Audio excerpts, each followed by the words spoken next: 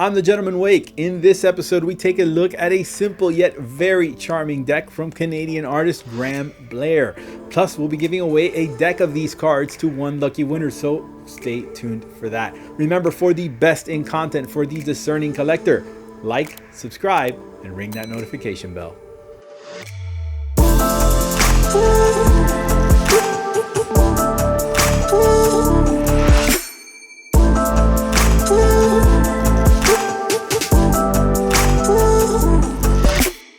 Usually on this channel, we review the more complex offerings in the world of playing cards, decks with blinged out tuck cases and foil embossing, and decks with multiple versions and limited editions, sometimes with foil and gilding on the cards themselves.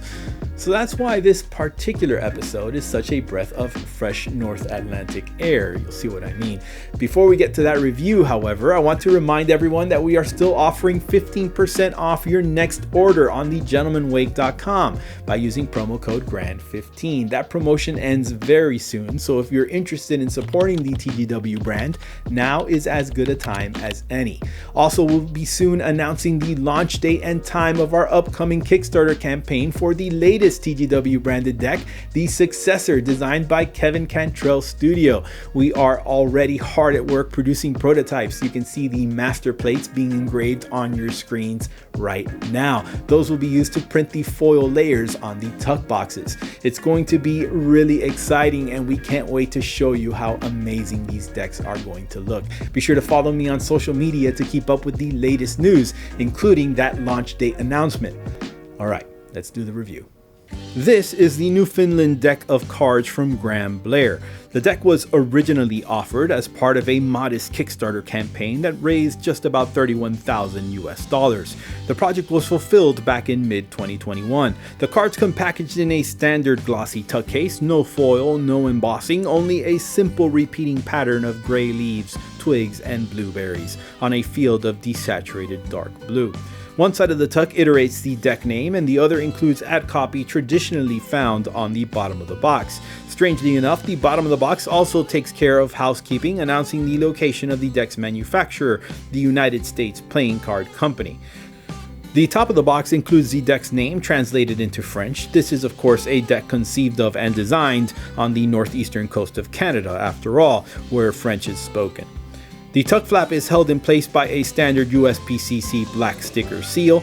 The back of the tuck is identical to the front. Okay, so there's not really a lot to say about the tuck box. It serves a purpose, right? It's understated. Certainly not fancy, but within the box is a deck of cards with as much charm and charisma as you can fit into a tuck case. The card backs are a full bleed casino style back design featuring the same repeating pattern found on the tuck box. This is a completely custom set of playing cards with unique pips and indices. The pip layout is standard, however. There's a beige parchment texture to the underlying background of the cards, giving them a unbleached paper look, as well as a ghosted pattern image, depending on the suit, on each card of either waves, evergreens, flowers, or falling snow.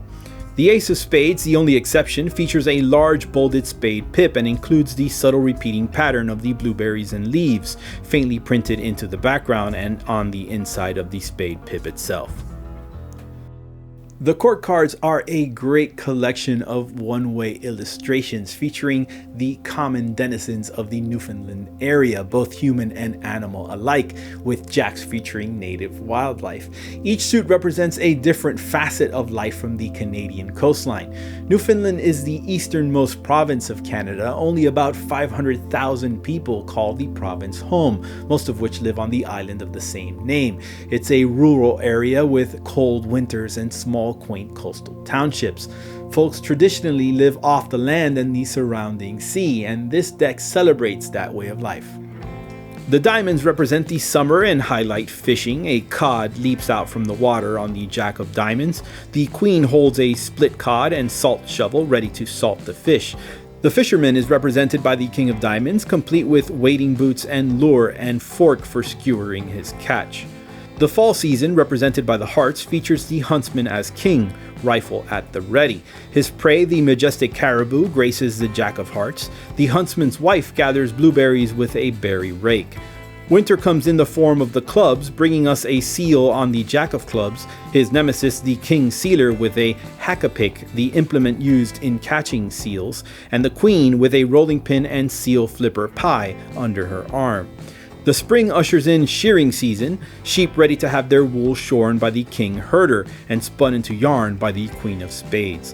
All of these descriptions come almost verbatim from the two supplied context ad cards, one in English and one in French. There is mention of two more cards on the context cards, the Jokers, which here are represented by disguised revelers, referred to as mummers, one wearing the nose and mustache glasses made famous by Groucho Marx, and the other sporting Granny's bra over top of their coat. It's not often that a deck of cards teaches me so much about a region. I confess that I've never given Newfoundland so much as a passing thought. I had to actually look at the map to identify where it was.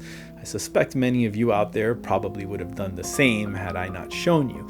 These cards, however, cover a lot of ground with only a few illustrations to paint a picture of what life there, at least traditionally, was or is like. The decks are printed by the USPCC as I mentioned, and as such they handle as you'd expect. Smooth and snappy springs, easy fans and flourishes, despite not really being particularly suited to cardistry or magic. The Newfoundland deck of cards is still available at grahamblairwoodcuts.com and costs about 20 Canadian dollars, which is about $16 USD. In fact, if you like this deck, you're going to want to know about the current ongoing Kickstarter campaign for a companion deck to this called the Newfoundland Deck of Cards Folklore Edition, featuring a red lingonberry back design and court cards detailing the cultural lore of the area. That campaign is active through the middle of May. There's a link in the description below if you want to check that out. I've already backed it myself. For a chance to win a deck of the original Newfoundland cards, here's what you have to do. 1. Like this video. 2. Be a subscriber to this channel. And 3. Let me know in a comment below what obscure or relatively unknown deck of playing cards you count among your favorites. Extra points if I've never heard of it and I also happen to think it's great. Anyway, thank you guys for watching. To check out another great review, click on the video that will appear right here. I've been the Gentleman Wake. See you again next time.